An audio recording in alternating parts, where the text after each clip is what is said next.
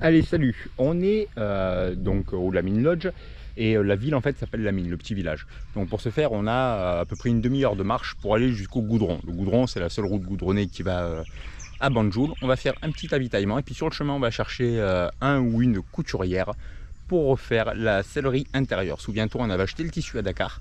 Donc on va chercher. Alors on avait fait appel à Fatou, j'avais trouvé ses coordonnées sur Navili. Et ben voilà. Les aléas du tournage à tes souhaits. Et donc bah voilà, on avait fait appel à Fatou. Fatou, ça fait 3 jours qu'on l'attend. On avait rendez-vous avec elle à midi. À 17 h je lui dis tu devais pas venir à midi, donc elle dit je suis sur le chemin. Elle habite soi-disant à Lamine, elle a mis 2 heures pour venir, donc voilà. Et, donc blacklisté si tu veux, et là donc on va chercher un couturier, savoir combien est-ce qu'il nous prend pour refaire tout ça. Donc la route, si tu veux, est comme ceci. Ce n'est que du sable. Et donc ce sable-là va se transformer intégralement en boue d'ici fin juin jusqu'à septembre. Ça y est, c'est récupéré. La nouvelle sellerie à bord de Tangaroa. Alors, on a donc 1, 2, 3, 4, 5, 6, 7. Alors, je te montre plutôt la sellerie que tourner la caméra et te montrer comme je suis bien coiffé. Mais dis-moi un prix, vas-y. Allez. Eh ben non, 50 € mon ami, moins de 50 € pour le travail, plus les 30 € de tissu, donc 80 € et on a des chutes pour faire des coussins, des rideaux. Ce matin, c'est une des étapes les moins agréables qu'on a à faire, c'est l'administratif, donc on file au port de Banjul refaire nos visas puisqu'ils expirent demain, donc on prend un mois supplémentaire pour rester en Gambie, puis je te donnerai un peu les tenants et les aboutissants. Bon, c'est un peu plus simple, hein. Il n'y a qu'un bureau à faire cette fois-ci je crois, mais je te donnerai les informations sur le coût. Il me semble que le visa on peut le faire que de mois en mois. Petite pause pour se restaurer, on est à Serikunda ici. Donc les visas, écoute, ça s'est très bien passé, hein. Ça a pris 1 minute pour avoir nos visas, donc c'est 2000 dalassi par personne, ça fait à peu près 27 €. Donc oui, voilà, ça a pris moins d'1 minute si tu veux, si tu occultes le fait qu'il avait oublié la clé et qu'il a fallu 1 h 45 pour qu'il aille la chercher, parce que la clé est dans un tiroir, le tampon étant très précieux. Donc voilà, on a attendu, si tu veux, 1 h 45 sur place dans le bureau. Voilà, donc là on en profite, on va faire un petit avitaillement et puis on commence à réfléchir à la suite du voyage et des modifications qu'il y a à faire sur le bateau. Donc on va profiter de ce mois ici qu'on va appeler le mois de l'angoisse pour l'instant et qu'on va essayer d'appeler le mois de la profitabilité dans les jours à venir pour préparer le bateau. Alors dans le style connerie, mais connerie qu'on fait tous, quand tu rentres, que tu fais ton avitaillement en fruits et légumes, lave tout. Lave tout parce que là je viens de me taper une invasion de fourmis. J'en voyais quelques-unes, tu vois, de temps en temps, que je tuais. Et je cherche le chargeur de ma tondeuse pour couper cette belle barbe. Et c'est donc si tu veux, dans la cabine de douche, dessous, là, le petit tiroir, il y a un petit peu d'humidité quand même. Parce que c'est un vieux bateau et que j'ai une partie du vaigrage qui se décolle. Donc elles étaient là, il y en avait plusieurs centaines. Donc voilà, pense à tout laver parce que les fourmis sur un bateau, elles viennent systématiquement de l'extérieur. Donc ça veut dire que voilà, soit prévenant. Heureusement les choses on les a prises à temps, c'est des fourmis, pas des termites. Donc déjà c'est une bonne chose. Tu sais que les termites, bon je t'en ai parlé en Afrique, mais voilà, pense à bien nettoyer et te prémunir de ces nuisibles là. Alors aujourd'hui nous sommes samedi 1er juin, on bouge en voilier, bah oui forcément, tu vas bouger en moto quoi, et on change de mouillage, on va à Mandinari. Donc Mandinari c'est un petit village qui est dans un boulon, je veux dire à 2 nautiques, un peu plus de nautique du Lamine Lodge, tout simplement parce que Lamine Lodge le samedi et le dimanche c'est des grosses soirées avec la musique à peu près jusqu'à 5 h 30. Donc le week-end dernier, si tu veux, on s'est fait piéger. Normalement c'était que le dimanche, mais là ça avait été aussi le samedi. Donc voilà, écoute, c'est la raison pour laquelle on va un petit peu plus loin, parce qu'on est un peu des vieux, si tu veux, et on aime bien le confort de passer une bonne nuit.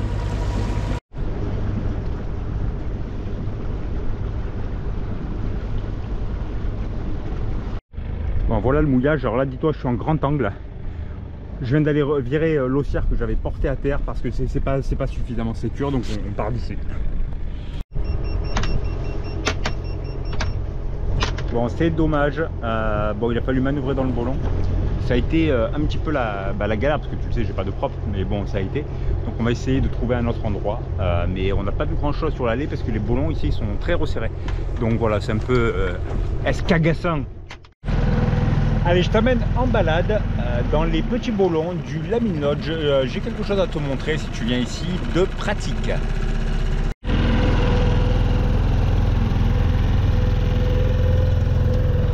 C'est le bolon qu'il y a sur la droite. Et très important, donc quand tu rentres dans ce bolon, tu vas serrer sur ta droite parce que ici, tu le vois, il y a des arbres, je veux dire des branches plutôt qui dépassent, donc c'est au fond. Alors la légende, enfin la légende, non, c'est confirmé, dit qu'il y a un crocodile ici. Alors c'est un crocodile qui est à la cool puisque l'eau, tu le sais, est très salée puisque nous sommes au bord de l'océan.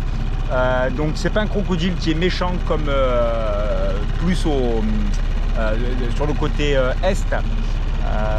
Voilà, donc j'ai pris confirmation auprès de Karim qui m'a donné ces infos. Et si tu vas sur Navili, donc sur ce mouillage là, eh bien tu verras la photo du croco qui a été prise.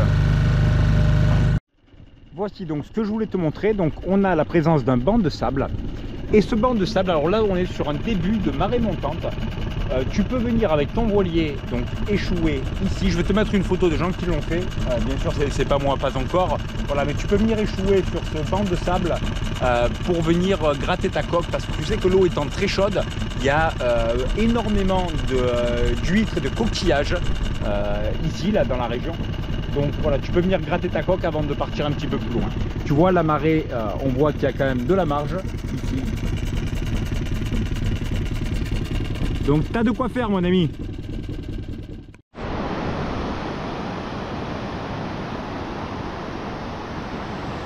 Pamela Anderson.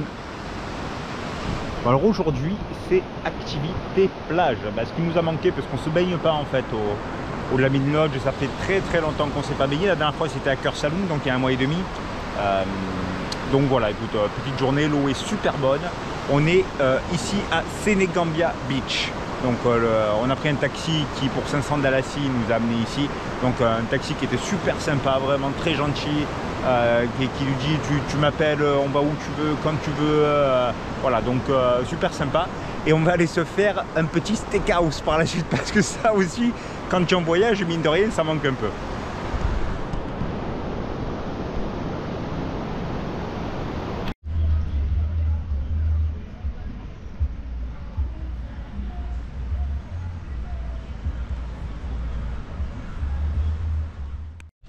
Allez, aujourd'hui, on va parler d'avitaillement en Gambie.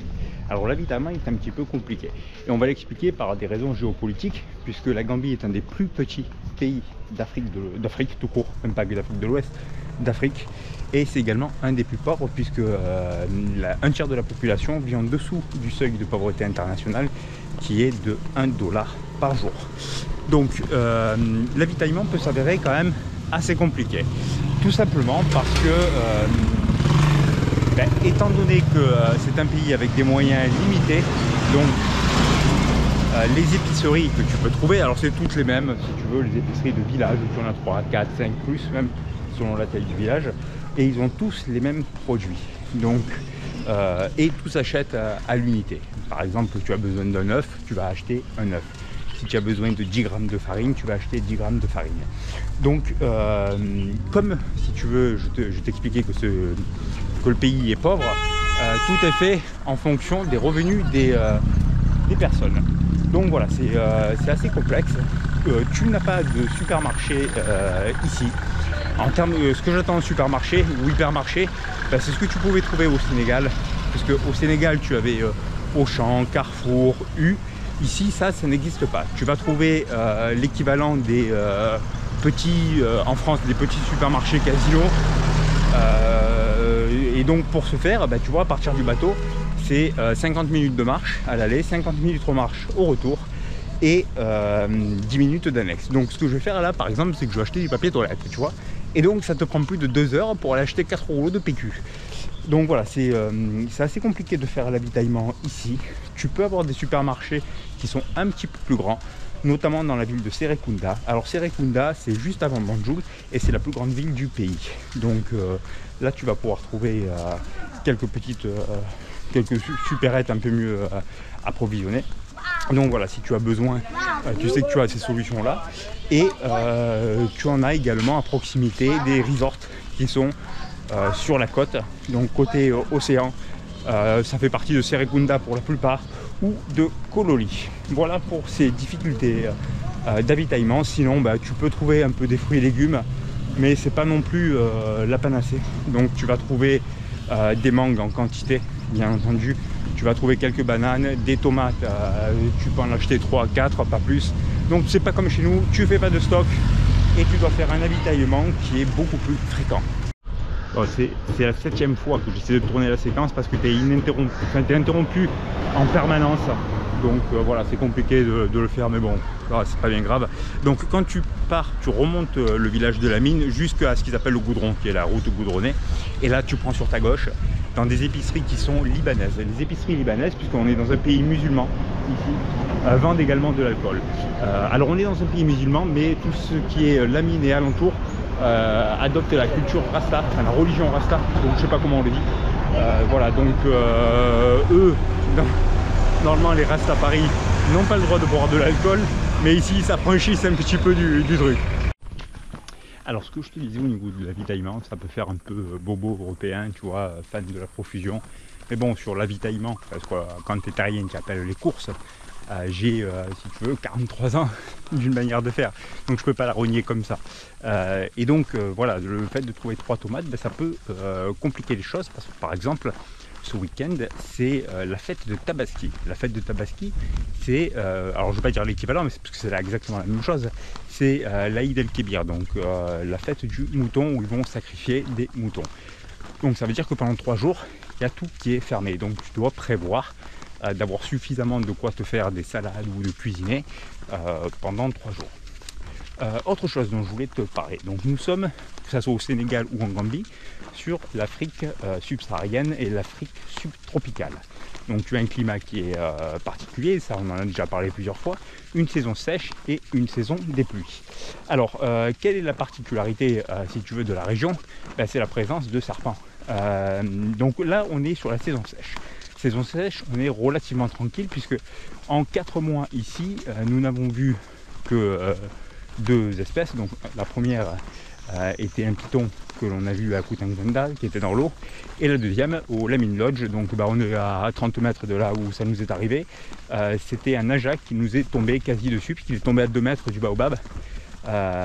Et donc le naja, c'est une espèce qui est mortelle comme la plupart des serpents que tu vas trouver ici. Donc il a la particularité, si tu veux, de pouvoir cracher son venin à 3 mètres. Donc tu vas trouver les mambas noirs, verts, tu vas trouver des vipères, tu vas trouver, voilà, c'est ce genre de spécimens. Le petit conseil, donc si tu veux, pendant la saison sèche, il fait trop chaud. Donc ils sortent la nuit. Donc tu es relativement tranquille. Par contre, on va rentrer ensuite dans la saison des pluies. Saison des pluies, c'est le renouveau de la nature.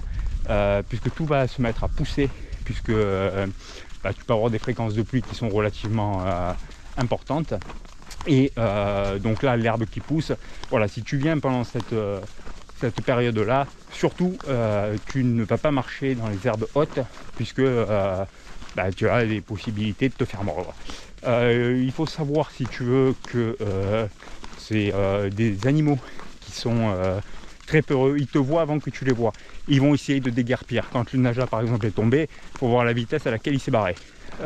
Bon, ça fait toujours un petit peu peur, puisque tu sais que génétiquement, on a peur de tout ce qui est animaux dangereux. Donc les araignées, les serpents, voilà. C'est pour ça qu'il y a autant de phobies dessus, c'est génétique ça. Donc voilà, écoute, tu as le pitot par exemple ici, tu vois, je m'y aventurerai pas. Donc voilà, fais attention. Là, moi, je suis en tongs. Quand on va être dans la saison après un peu des pluies, je pense que les tongs, c'est fini. Aujourd'hui, chantier nettoyage de l'annexe. 3 mois dans le fleuve. Tu te souviens, Tubacuta, j'avais un peu nettoyé, mais vite fait. Ben voilà l'écosystème qui s'est développé avec une eau qui est proche des 30 degrés, quoi. Donc on va gratter. Allez, voici le rendu. Bon, tu le vois, c'est quand même jaune sur la coque. Alors la solution, ça serait de passer de l'acide oxalique, mais je ne sais absolument pas quelle est la réaction du PVC sur l'acide oxalique. Alors l'annexe, pourquoi est-ce qu'on l'a laissé à l'eau depuis le départ de Dakar? Alors Dakar, on est arrivé, elle était sur le portique, c'est pour ça qu'on l'a pas descendu, puis après on a pris le service de navette. Tout simplement parce qu'en Afrique, il n'y a pas de voleurs. Donc ça fait chier de la remonter, mais c'est une connerie de ne pas l'avoir fait. Je prends exemple, tu vois les coquillages que l'on voit ici qui vont se glisser sous la jonction. Donc voilà, si tu viens, relève ton annexe tous les jours et jusqu'au départ, c'est ce qu'on va faire, même si c'est chiant de manipuler. Allez, on clôture donc cette vidéo. Quelques petits conseils si tu viens en Gambie. Alors, pour nous, il va y avoir une suite du programme. Donc la suite, bon, comme tu le sais, on va rentrer à peu près 3 mois en Europe. Et je vais profiter, si tu veux, de ces 3 mois-là pour acheter des choses pour le bateau, parce que ici, il n'y a rien. Il y a certaines choses que je vais acheter ici. En Casamance, puisque c'est la suite, si tu veux, post-Gambie, ça va être la Casamance. Et en Casamance, je vais changer mes panneaux solaires du portique, parce que 360 watts sur le portique ne me semble pas assez suffisant quand on est en navigation, mouillage bien sûr, mais en navigation, ça me semble pas assez suffisant. Je vais acheter également des choses pour optimiser un petit peu Starlink, mais bon, ça, je te ferai une vidéo dessus. Et après la Casamance, on va quitter l'Afrique. Alors on va quitter l'Afrique parce que je trouve que l'Afrique est assez fatigante quand même comme destination. Alors c'est pas, comment expliquer, c'est pas dans le sens négatif, mais c'est très prenant. Et puis là, voilà, ça fait 4 mois que nous sommes là. On est en manque de navigation, donc ça c'est sûr. Et donc voilà, il va être le temps pour nous d'ici fin d'année de partir un petit peu plus loin. Alors un petit peu plus loin, au départ, j'avais envie de prendre la route moi de l'Uruguay. Au départ donc du Sénégal, j'avais envie d'aller en Uruguay, mais voilà, j'ai un peu creusé les choses ce matin. L'Uruguay, c'est 3800 nautiques, donc on est quasi sur 30 jours de mer.